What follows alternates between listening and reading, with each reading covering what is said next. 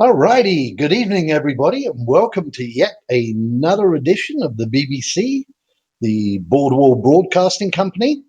Tonight, we are going to be discussing a couple of topics about domain and settlement selection, but primarily as to how tribes might affect the choice of the average player joining, not just the kings and the aristocracy and the nobility, but how they're spread out, and with a particular focus on NAEs, because that happens to be the server that we're on.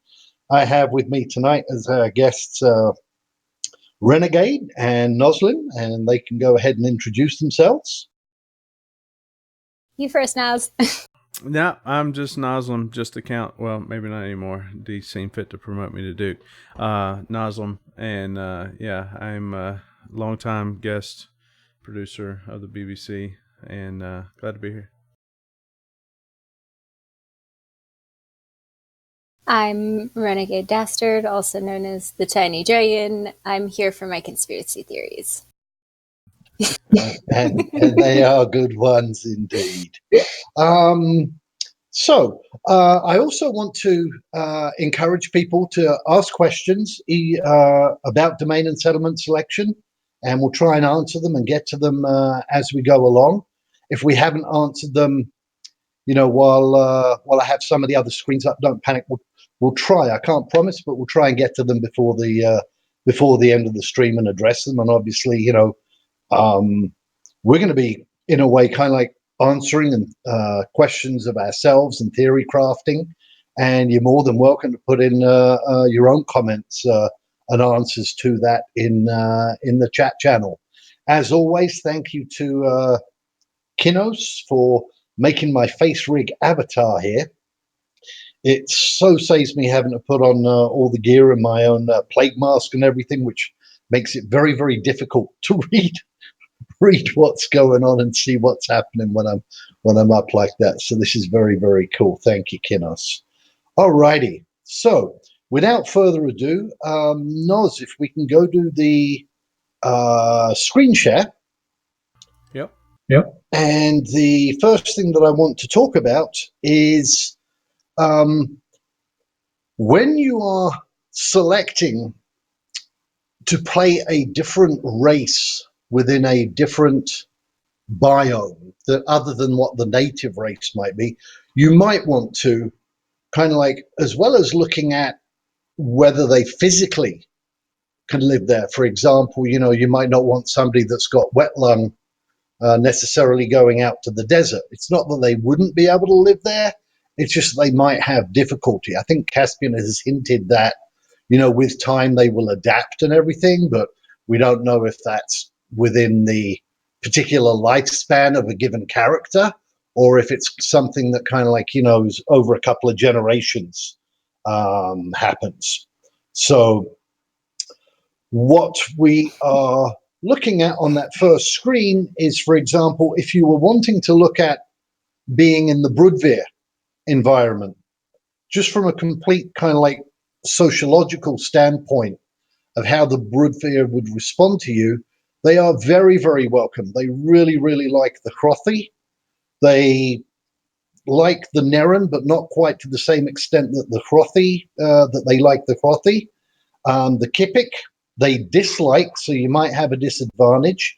And primarily, remember, this would be how the NPCs are responding to you, and maybe not all of them. And then the grey lines that you see there are the, a neutral. So I also did one I think it was for the dress. Hold on one moment. So you can see with the dress, they really like the Crothy. They like the Wed, but they dislike the Genoa and the Torresk. So if you were wanting to, maybe gather, I don't know, alchemical herbs in their swamps and bogs or something, and you wanted to make that a full-time profession, but you didn't want to be a dress per se, you might want to with care look at what you'd be. And again, here you might not want to be a Wed that is in the swamp, because you've got dry lung as a Wed, and you probably get wet lung in the swamp.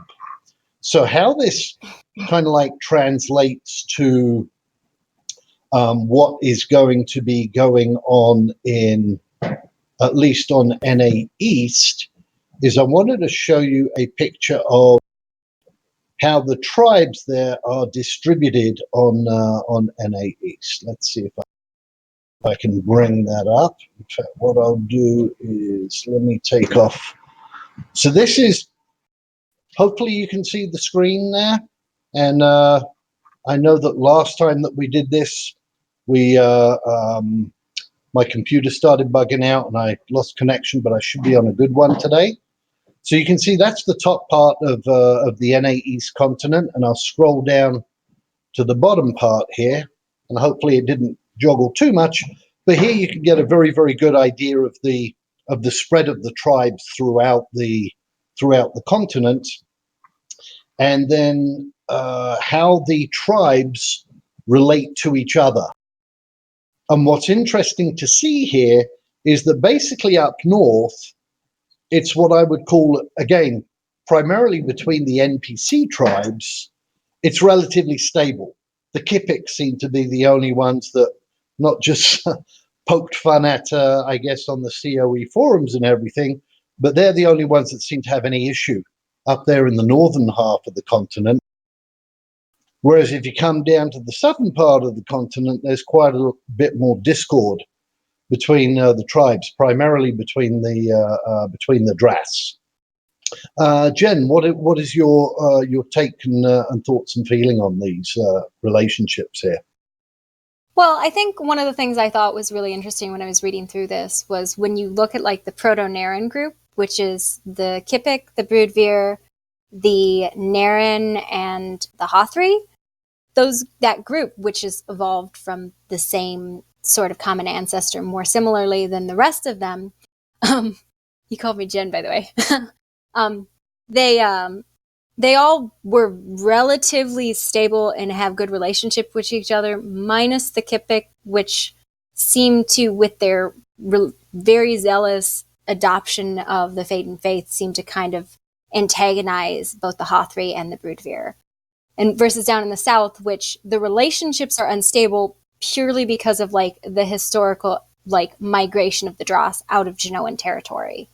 And I thought that was really, it was a very different form of dislike between the tribes, where in the north it's mostly religious, in the south it's because of one group leaving the other and then their interactions with the Tarrasque afterwards.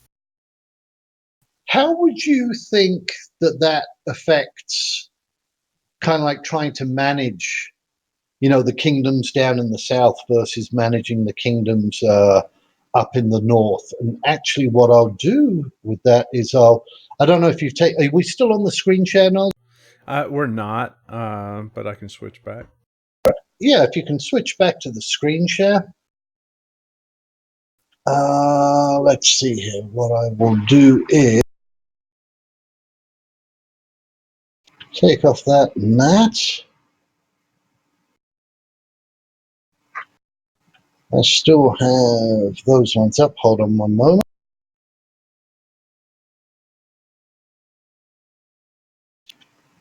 Alrighty.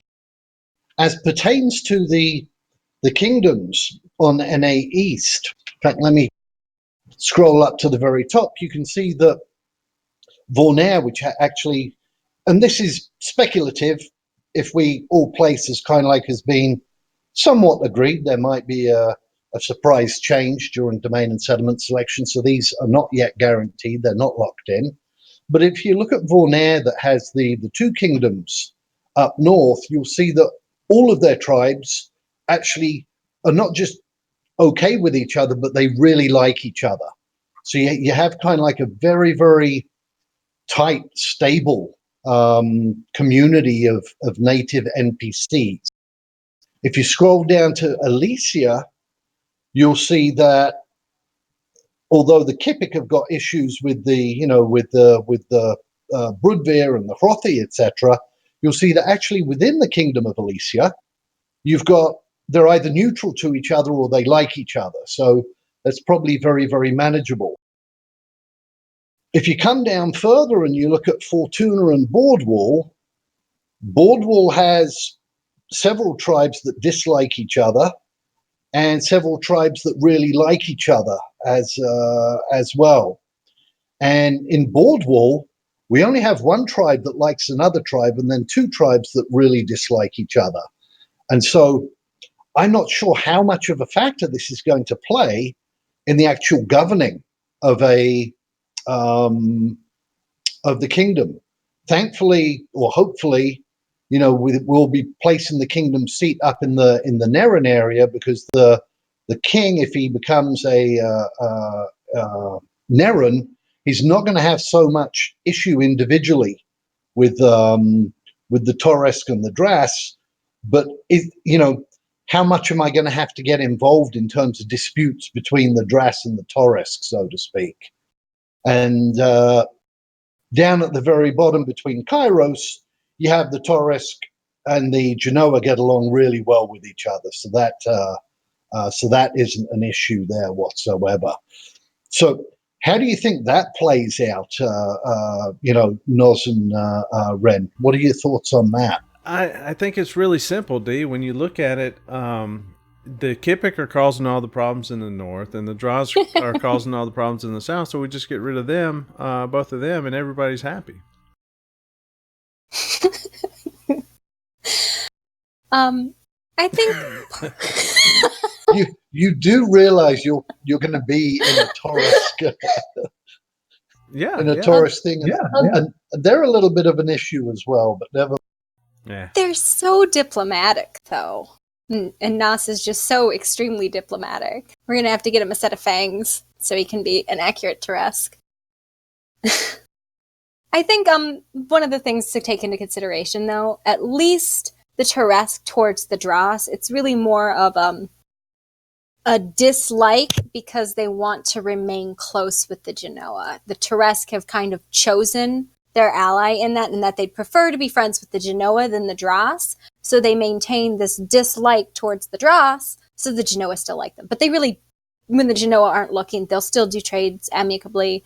Neither one of them is really heavily militaristic. The Tarrasque rely on the Genoa as their military, mercenary force. So that at least in the one direction is it's a very superficial dislike. The Dross towards the Tarrasque is more a reference to bad historics, like their interaction as in being first kicked out of the Genoa and then kicked out of the Tarrasque lands. So that's the dislike, but the Dross are more live and let live than also I think the Taurus that you mentioned, D, that I'll be a part of in the woodland savanna, I'm not sure, is that a secondary, tertiary biome? It's not the primary biome, obviously. So there's going to be more diversity there. There's going to be, different tribes, more.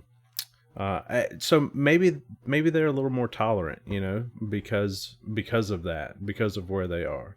And so there's going to be a mix of different tribes there, so they're accustomed to working with different tribes. Hopefully, I don't know. We'll see how that plays in, if it plays in at all. I mean, it's very outside their traditional biome, so I would expect to see a bigger mix in that woodland savanna biome. So, do you think that the kingdoms, for example, of Fortuna and Bordweall, have more of a challenge, or in fact even a disadvantage with the tribes that they have and the intertribal relationships compared to say Kairos or Elysia, or do you think that basically these NPCs will primarily stick to their own biomes and it won't be that much of an issue? I think they're going to stick to their own biomes. I know I am. I don't I don't see me getting out much, and so and most people are going to stick to where the game puts them. They're not going to travel a whole lot, and so you'll have merchants, and that may impact potential trade. But as far as neighbor getting along with neighbor, these tribes that are not very friendly to one another aren't necessarily going to be next door neighbors. They're going to be a ways apart, I think, in most cases. And what's your thinking on that, Ren? Well, I think a lot of the tribes that have more of an issue, like either being disliked or disliking a lot of other tribes, have very specific biomes. They're very biome specific. Being the Kipiks live in treetops, unlike um, any other tribe, and the Dross live in the swamp, and the Tresk live in the wetlands. So, like, they are very insular communities. The Weird out in the desert, they don't really see a lot of interaction versus like the Proto-Naren group that's not the Kipik. They are a little bit less restricted by their environment, and the Genoa probably they can go where they please. They're a very strong race. They are used as mercenaries a lot. So I think it might be due to that insularity that they have that. And I don't really expect it to be like a disadvantage. Like, you can have the clan or the tribes that are all very genetically similar, you just don't have as much variation. And I think, having a very strong social and a very strong economic, and then the tribe that literally everybody likes in your group is a really beneficial thing. Cool. Good input. Good insight on that. Thank you. Let's see now. How about you had something about resources that you wanted to talk about, Ren? What are your comments regarding the spread of resources throughout the continent? Well, it was more of when I went on the website and I was looking at this tribe stuff. In each of the sections for the tribe, there's a resources, and can't remember what the other thing is called. Let me look really quickly. Scrolling. Resources and environment section, which kind of gives a little explanation or blurb about the resources within that tribe's primary biome. And would you look at it, a lot of those resources coincide with the ones that they released in the domain and settlement selection example post. So, like, if you look, they talked about the resources that settlements were founded on, and it was freshwater, coastal access, fish, game, farmland, wood, stone, clay, sand, mineral deposits, trade routes, and high ground, whatever that means. But quite a few of those, like game and farmland and wood and stone, those coincide with what was actually listed on the tribe description on the website. Especially like the Naren, it very clearly stated that they're heavily reliant on agriculture because they have these massive sweeping areas for agriculture, which I wasn't quite sure if they meant like prairie biome or like high altitude prairie grassland. And I thought that was really interesting to kind of see that they were actually telling us they told us a long time ago, these are the resources you're going to see in your biomes. And it just wasn't in the location we would have thought it was in. Cool. And Noz, actually, you can go to a screen share again if we're not on it right now. And I'll do them, I guess, in pairs there.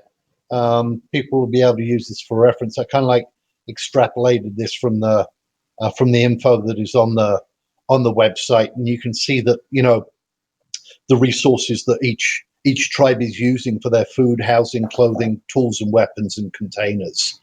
And I think that one of the important things to note here is that traditionally we're all oh gosh, I want to be an armor maker, so I need to be close to iron. Well, one of the things that they have done in Chronicles of Illyria is they're looking at, the different tribes will actually find solutions from the resources they have at hand. So if you don't have rock, or if you don't have iron or something like that, you might be you'll see in the swamp and in the wetland areas, you'll see a lot of use of things like turtle shells and bone and plant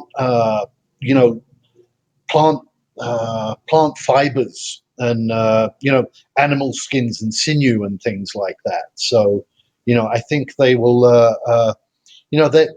they're very adaptable. I don't think that in terms of resources and we've yet to find this out. But I don't think in terms of resources that any particular tribe is going to be at a disadvantage, because they will have found a way to get around a lack of a particular resource that might be in the north and not in the south, or vice versa. They find how to use that. What are you guys' thoughts on that? My thoughts on this particular one, D, is I know you're on your high speed now, but even your high speed is not very high to most standards. So we have to be careful moving these scenes around because they're staggering really bad. But other than that, I missed most of that. I'm focusing on the production aspect of it, buddy. So, Ren, what do you got? I'm just really excited to actually know, like, to have a better feel of what resources, because I was worried that in the grasslands there were not going to be stone, because I don't know, maybe there's not rocks in prairie land, and the description in the Naren text really made it sound a lot more like Middle America farmland prairie. So then I was like, oh, and apparently there's rock too, which I was worried that there wouldn't be any rock. Silly me. But just getting a better idea of what's in there, because, you know, they gave us the list. These are the resources you're going to see, but that still didn't really tell you what the defaults were going to be. Basically, like, this is going to be primarily, like, I think the top two for us, like, so the woodland savanna and the grassland are going to be very heavy farmland. Probably a little bit more foresting in the woodland savanna. In the words in the swamp, the bog iron being a thing, as well as a lot of medicinal herbs. So not necessarily agriculture, but it talks about in the Dross how they very heavily are reliant on the flora and the fauna around them. So they have game, and they have the herbs that they gather there that aren't really anywhere else, as well as jet, which I have no idea what that's used for other than shiny rock.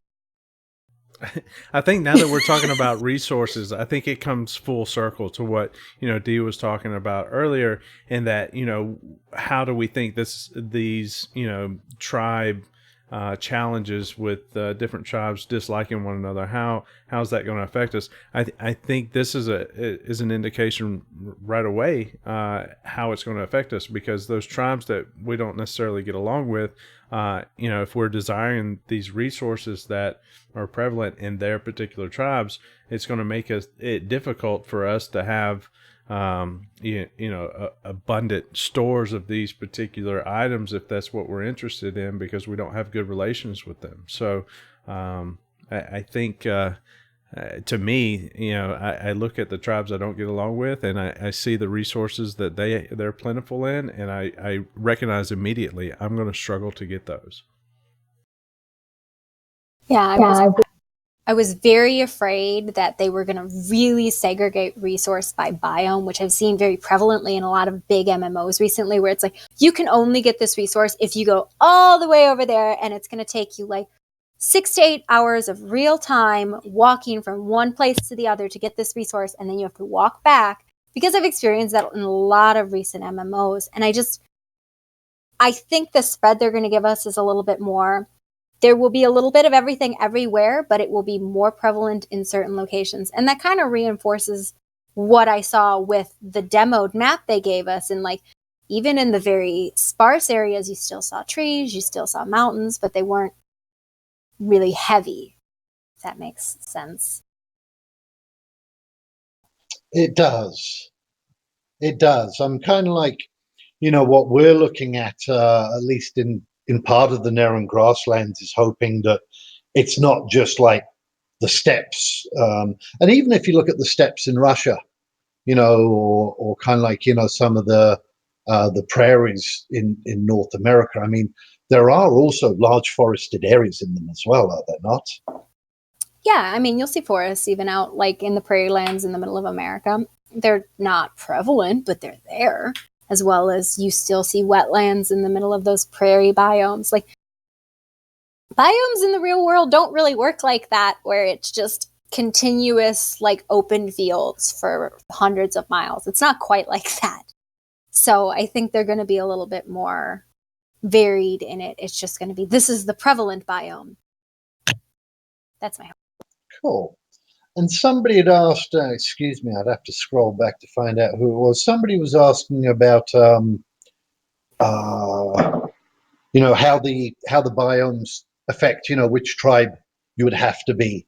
And you'll have to forgive me if I make a mistake here, but basically how it happens is it starts off kind of like on the monarch level, where the monarch picks his duchy, and that duchy will obviously be within a biome, and he has to pick the tribe that is the prevalent tribe of that biome. For a duke, he has to pick the prevalent tribe that is within his duchy, and that can vary a little bit, depending, I think, upon whether he's in a transitional biome or not. For a count, it is a little bit more lax, and when you get down to a mayor, when you're picking or choosing a settlement, Snipe Hunter had an excellent post on this. I don't have it readily available at the moment, but if you're a mayor, it kind of like it goes a little bit more by the percentage of, if you have at least 20% or 30% of a particular tribe in your settlement, you could choose any one of those that you wanted. And then for the large majority of the players, 96% of the players, you can choose basically whichever tribe you want, as long as there is as long as your family has one of those tribe members in there. And there has been talk about, during Kingdoms of Illyria, and certainly during Exposition, being able to seed different tribes within the different biomes. So you'll be able to, during Kingdoms of Illyria, if you want to play a Bordweall, for instance, in Neron grasslands, you'll be able to make a character and somehow bring them down to those Neron grasslands and have them basically become your ancestors, so to speak, for when Expo and the game itself actually starts. There was one other question that, or actually going back to what we had talked about, the resources, I think Vi had made the point that you would be able to see on the map during domain and settlement selection, you will actually be able to see what the primary production, what the primary kind of like interest of a given settlement is, whether it's lumber, whether it's paper, whether it's producing of metals or alchemy, whatever the case might be. And that might help as well. And you will get to see, what the percentage of the different tribe population is within, again, whether it's within a county or a settlement, etc. You mean for the first time in history, we'll have an idea of what's actually in the woodland savannah? Because the devs haven't been very forthcoming with information on that fucking biome. I'm planning on living there, but I don't know shit about it. So at least when domain and settlement selection happens, I'll know more about my biome. Maybe, is that what you're saying? Yeah, I certainly hope so, because and I agree with you. We've got the woodland savannah there, and there hasn't really been much said about it. I know that Ren, you had stated earlier that you have the bog iron with the drass in the swamp. And we were even having a little discussion about that earlier as to, during map voting, when you looked at the maps, several of the maps for the drass biomes, where it said that it was swamp, on some of the other maps, it very clearly denoted, instead of it being swamp, it was bog. And so, is bog iron only found within a bog? What is the difference, at least within the game, between a swamp and a bog? And did we choose, for example, a map where we have the drass, but the drass are in the swamp rather than in the bog? A bog, generally speaking, doesn't have a lot of trees in it, whereas swamps, like down in Louisiana, I guess you can have lots of trees, and maybe that is the distinction. I think classically the distinction between them is the pH level, and that and if I found this out, I didn't know. I actually assumed that all bogs were floating land masses because that was the experience with bogs I had had. That's apparently not the case. They don't have to have floating land masses, but that's scary, and I'm glad we don't have one. Because I don't want to be swallowed up by floating islands that can open up and you could fall underneath and then drown. Yeah. But I think the bog iron is going to be in all of the swamplands because I think that's just a classification of swamp iron. And bogs are swamps. They're just a classification of a specific type of swamp. Yeah, I'm a nerd. I'm sorry. I'm being quiet because as I go through this, well, as I'm looking at the dress thing, it says for tools and weapons, they use wood primarily, the black rock, which is jet/obsidian, then bone, then bog iron. So I think, and that was with it being a swamp wetland, which is fresh water. And so it seems like we'll have bog iron, but with it being kind of like fourth on the list, it might be that it's not found in great quantities, which would also kind of like be more true to life as well. And I mean, if we go back and we look at the armor for the Dross, which is the only one of the armors that I don't happen to have off the top of my hand, it's not a metal armor. It's this kind of weird strappy thing. Like, I don't think metal is prevalent in their culture, even though they have it. And it's the same thing with the Terrests. It's not very prevalent in their culture either. And even if you look at it, the Genoa don't use it. They have it on their weapons, but it's not, like, they're not using plate. The only one who really uses plate solidly like that is the Naren, which surprises me if it's not one of their primary resources, but makes me think that there's probably going to be big quarries like the ones you see in Middle America. The Hothri have it, and the Broodveer have some metal on it, but metal is not prevalent in their armor concept arts either. So it's very few of them that actually have that as a part of the way they armor. Because the Troresk is paper, even though it looks paper. That might be. Do you think that might be just because one of the things that they have is kind of like that whole survival thing going on, and your exposure to the elements and everything, and with metal being a conductor, the temperature, maybe wearing kind of like heavy plate metal and stuff up in the northern climates would actually make it more difficult to kind of like to keep your, what was it? I forgot the name they had. Your hydrostasis or hydrostasis or something, whatever it was. Something like that. Yeah, it might be sucking out too much of your own body heat or something like that. So maybe that's why they don't use a lot of the metal. And kind of like probably have wool and fur kind of like underclothing on layer 2, and maybe some of the heavy armor would be metal on the layer 3 on the top layer. Homeostasis. That's what. Homeostasis. That's what it was. So you also had some thoughts, Ren, about religion and how it might pertain to things. That's because I like this game. So what I thought was really interesting, because I went and mapped it, the religious spread of the 4 different faiths in Illyria makes no sense, except for the fact that so you have the Phaeton, which is the Kipik and the Hothri, and the Genoa all the way down south. I'm not sure how they got there, but especially because they're not from the same evolutionary group.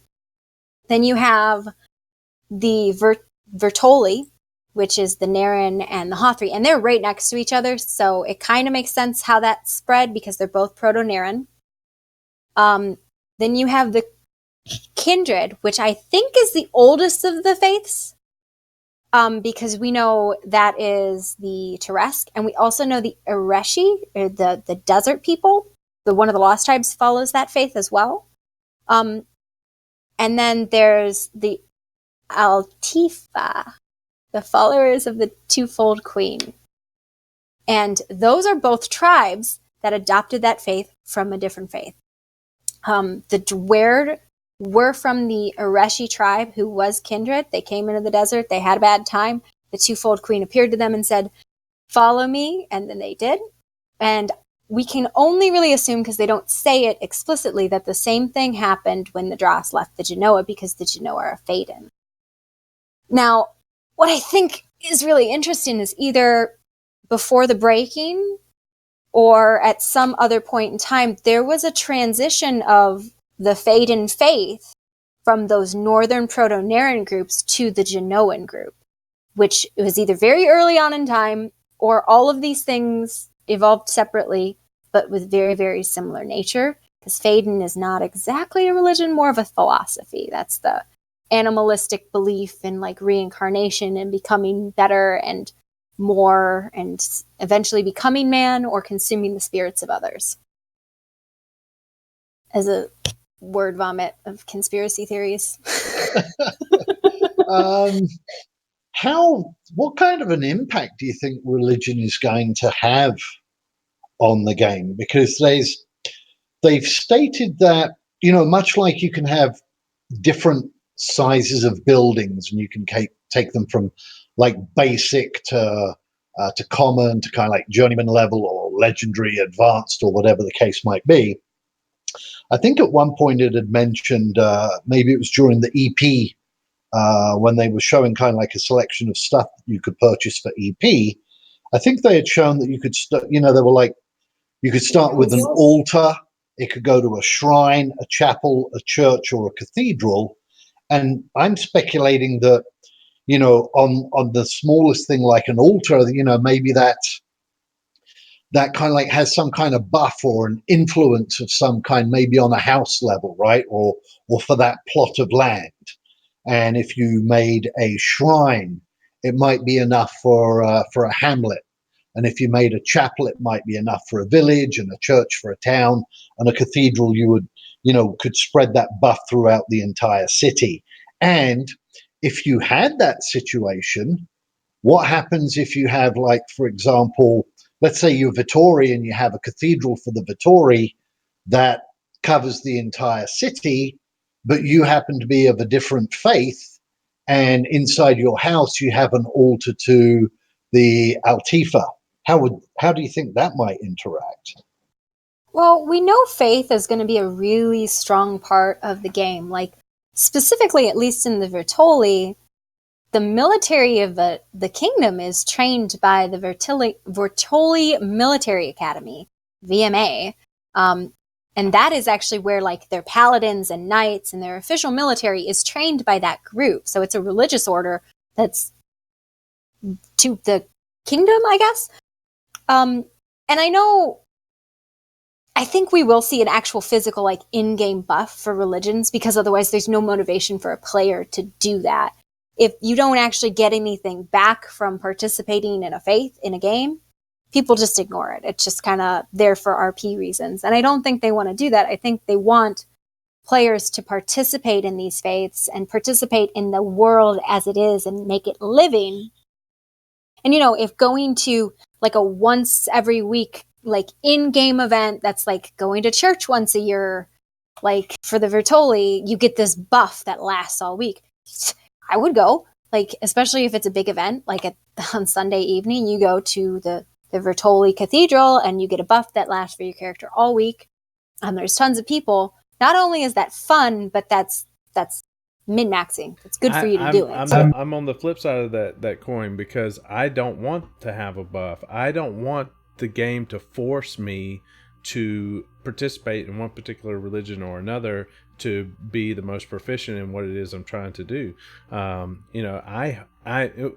be honest, when both of you were talking about religions, I was like, I was about to fall asleep, right? Because I just don't give a shit. I don't care about the religions. Now maybe I have to care once game launch comes. And they have the faithless. Yeah, maybe. Yeah, exactly. So the faithless are just fucked because they don't get these buffs.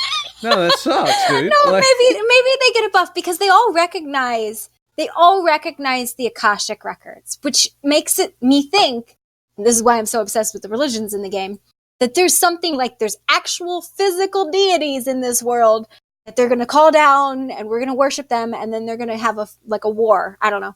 That's some conspiracy board stuff. Like Borne points out, religion plays a part in even attracting new NPCs. Now that I can get on board with, but like I'm getting ready to go to church next weekend because it's Easter. Easter and Christmas 2 times a year, right? So, but I'm not getting a buff for fucking 6 months until Christmas. You know what I'm saying? Like, I mean, I don't know. Like, I mean, you could look at it like a social gathering, even if it was like non-religious. Maybe the faithless, I think it's the faithless have this maybe non-religious social gathering that they do once a year. That's basically like just a Halloween party. I don't know.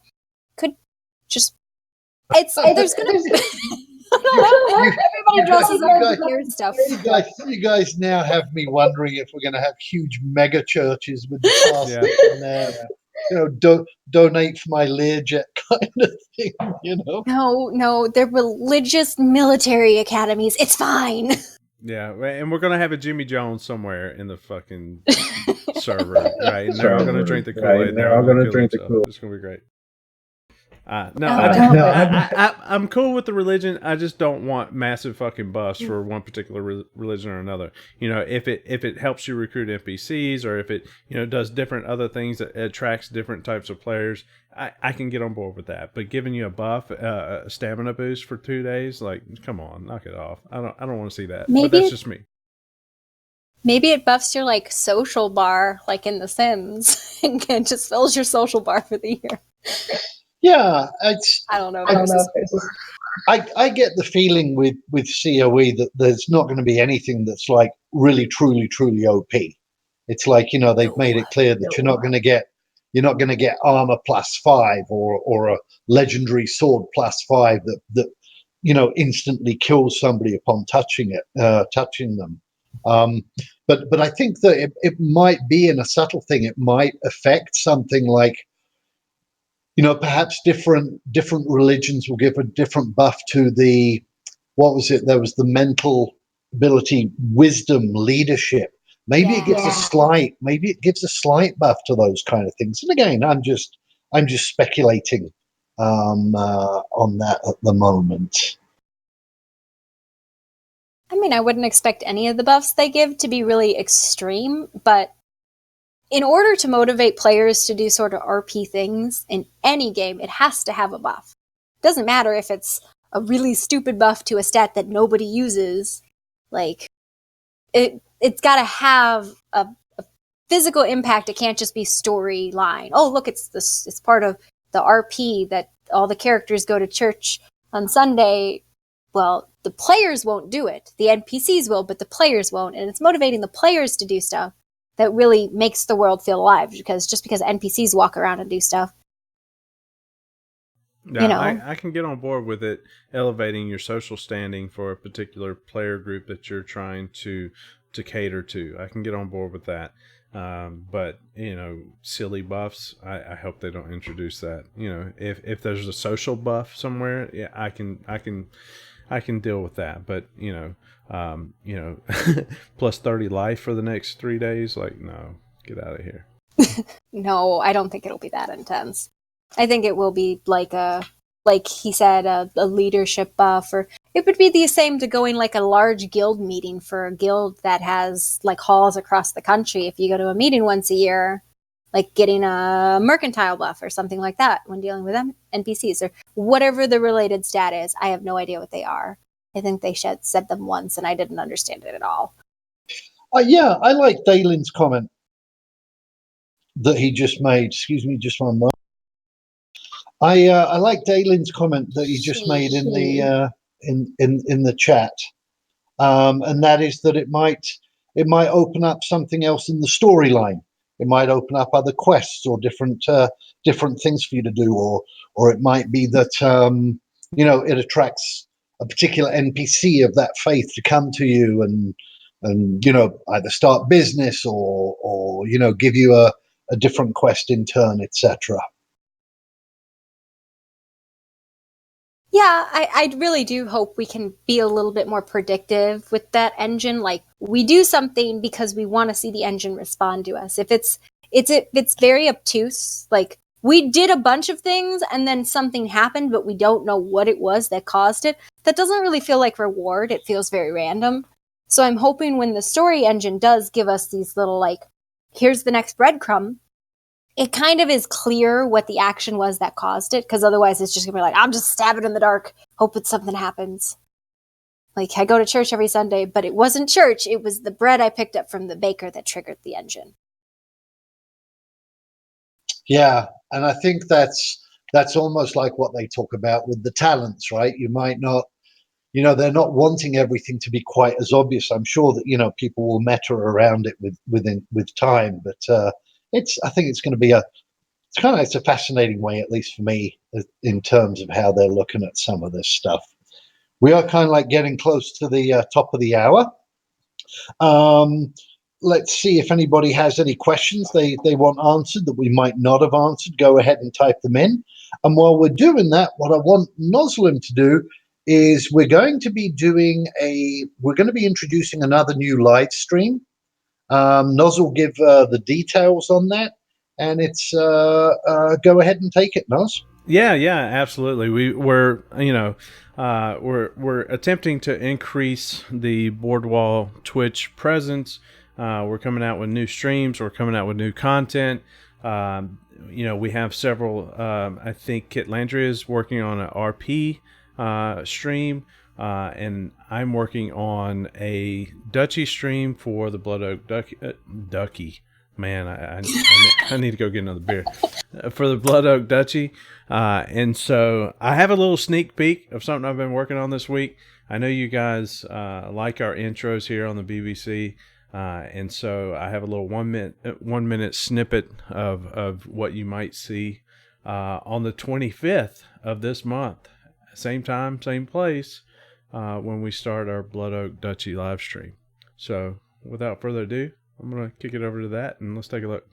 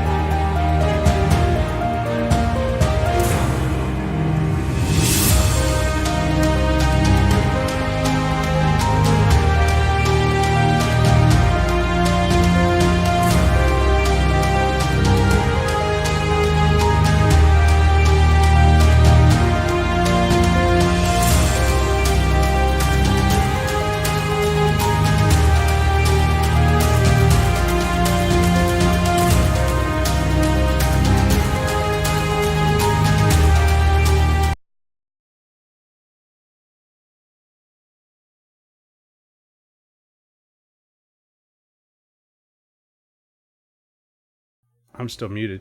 But yeah, that's our intro there. And you guys didn't hear me. I was talking at the end there. But that's our opener for the Dutchie live stream that we've been working very hard on. And so I hope to show that in more detail to you guys. We decided to go with more of a steampunk with our layouts there. And I think I have one of those. Let me see. Yeah, something like that. Yeah. So I've been getting a lot of heat with the pipes, the what was it, steam oak and all that fun stuff. But so the pipes are something that Dee wanted to utilize in some of our media and content that we created, a couple of years ago, and we just could never find a fit for it. So it's always been something that's been high, is always been there.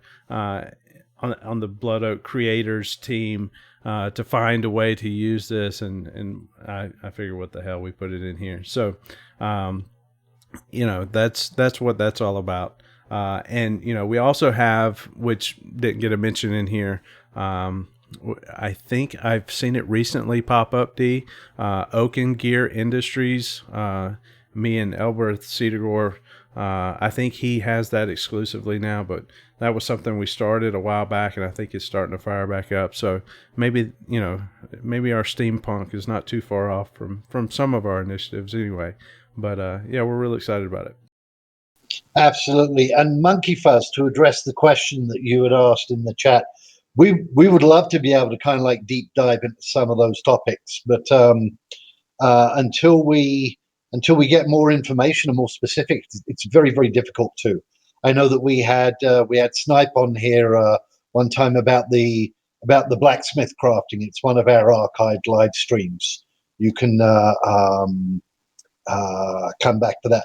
Devil Dog, I could go and bring back the old D. I might switch it up a little bit every now and then to be doing live with the mask and everything like that. It's more difficult for me to interact and read the chat and show things on my screen, like the visuals that we try and prefer to show, so that you can see some of the interactive stuff. But it's that choice of, do you guys prefer seeing the content that we're putting out there and these images and the graphics, or do you prefer to see me kind of like live, with my plague mask on? I don't mind either. Let me know what you're looking. Yeah, I think we do what's most comfortable for you, D. And just to tack on to the Blood Oak live stream that we're doing. So, the BBC is our Kingdom stream, and that to me is our flagship product. And we don't do a lot of plugs and self promotions on here, but our Blood Oak stream is going to be geared towards our Duchy of Blood Oak, which is the Grand Royal Duchy of Blood Oak. And our Protectorate Duchy of Blood Oak and the Bloodthorn Syndicate, and all of its many counts. It's going to be exclusively to showcase our community in our duchy, and to talk a little bit about SBS and current developments and all of that fun stuff. But the primary goal is going to be to showcase all the awesome work a lot of these counts and mayors and different groups are doing in our duchy that don't get the recognition that they deserve. And we're going to sit down with them and talk to them about all the cool stuff they're doing and why you should take a look at them.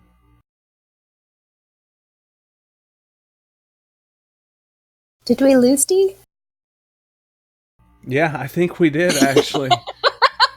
Recovering lost connection. So somebody was teasing him about his face rig, and then he started playing with it and shut himself down. But anyway, so we're coming up on the hour. I think we've hit everything that we wanted to hit. Renegade, did you have anything you wanted to add? No, it's just all conspiracies with me. None of it's worth anything. All conspiracies. All right. Well, we appreciate it, guys. We thank you for joining another episode of the BBC. We look forward to seeing you here again in 2 weeks. And next week on Thursday, if you have bandwidth on your calendar, check out our Duchy live stream as well. That should be fun. Anyway, thank you guys. Have a good night. Take care, everybody. Bye.